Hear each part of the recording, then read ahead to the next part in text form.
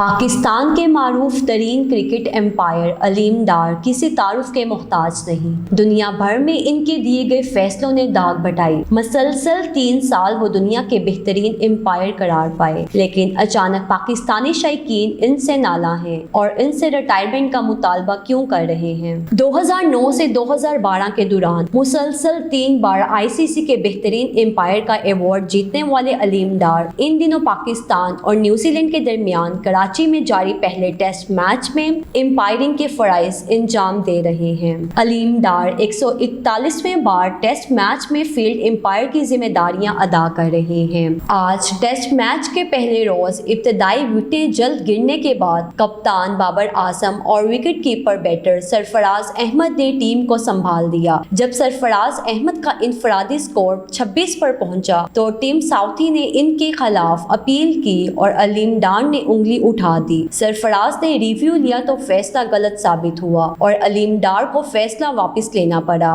کچھ دیر بعد اسپنر اعجاز پٹیل کی گیند پر علیم ڈار نے بابر اعظم کو آؤٹ قرار دے دیا، لیکن انہوں نے بھی ریویو لے لیا اور اس بار بھی علیم ڈار کو فیصلہ واپس لینا پڑا۔ یکے بعد دیگرے 2 غلط فیصلوں کے بعد پاکستانی کرکٹ شائقین کا صبر کا پیمانہ لبریز ہو گیا اور انہوں نے ٹویٹر پر علیم ڈار کی کلاس لے لی اور انہیں ریٹائرمنٹ کا وقت یاد دلانا شروع کر دیا۔ صارفین نے ٹویٹر پر علیم ڈار کی کلاس لیتے ہوئے ٹویٹ کی۔ ایک صارف لکھتے ہیں کہ What happened to our Mr. Perfect Aleem Dar?